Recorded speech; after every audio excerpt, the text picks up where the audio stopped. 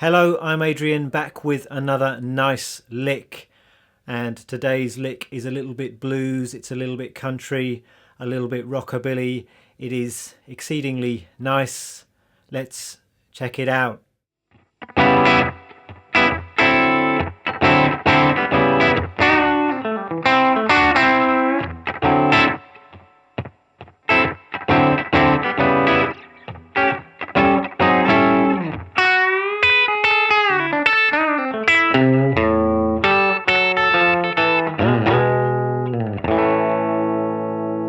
Oh yes, nice lick. Let's learn it.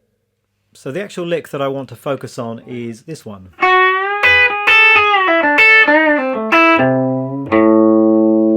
And it's one of these licks that is quite context dependent, and the lick is designed to work over bars 9 and 10 of a 12 bar blues in A. So that will be working over an E7 to a D7 chord, and that's the reason why I played through a bit of a 12 bar in A, just to give the lick some kind of context. So I did something like starting on the 1 chord, which I played an A9, so going to the 4 chord, D9, back to the 1,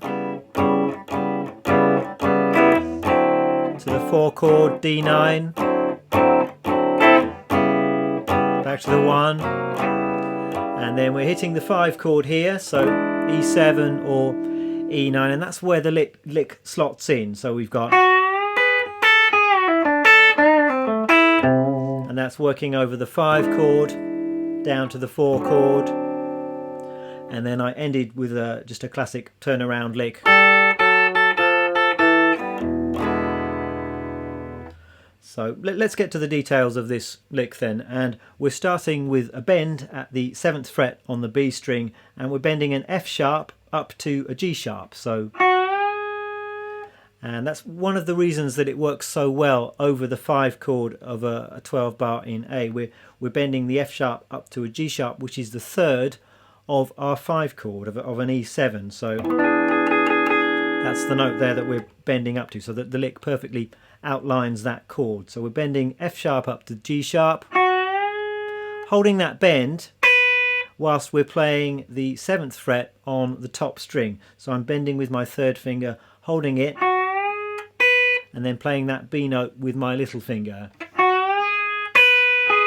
I'm re-picking that bent note, and then I'm playing the 5th fret on the top string. Then I'm picking that bent note again and releasing the bend, pulling off to the 5th fret, and then playing the 7th fret on the G. So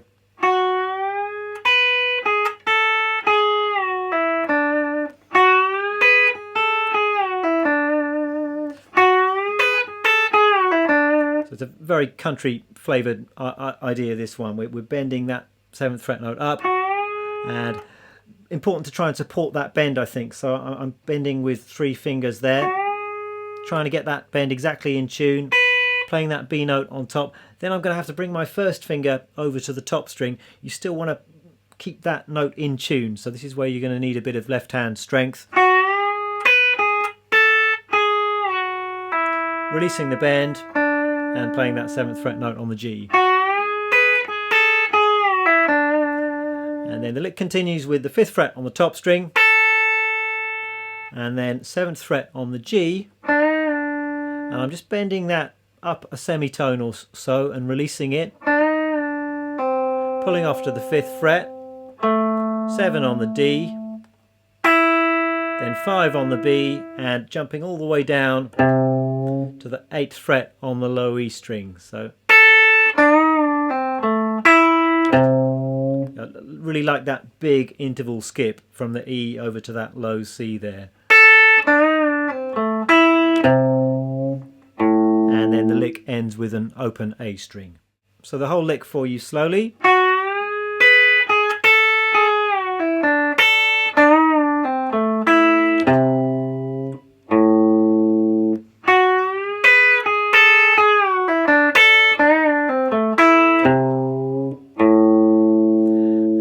Just talk about the picking hand as well, various ways you could do this. I'm tending to do this country style with a bit of hybrid picking, so I'm picking the first note using the pick, Then I'm using my middle finger, pick, middle finger again, and then pick. And then another middle finger note here, middle finger here. So you're getting that nice country chicken picking flavour into this lick. If chicken picking, if hybrid picking isn't your thing, then you can just as easily do this by picking all of the notes. It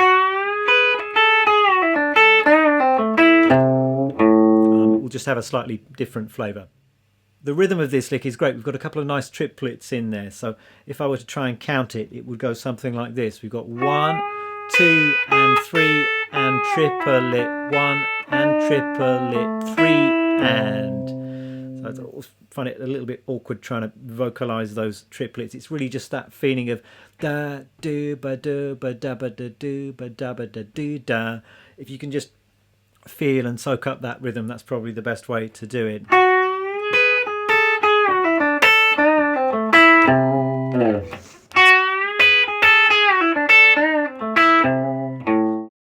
So there we go. I hope you enjoy learning to play this lick.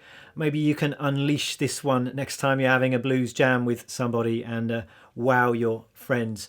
Music and tab for this one is up on my Patreon page. Thank you for watching. I shall see you next time. Cheerio.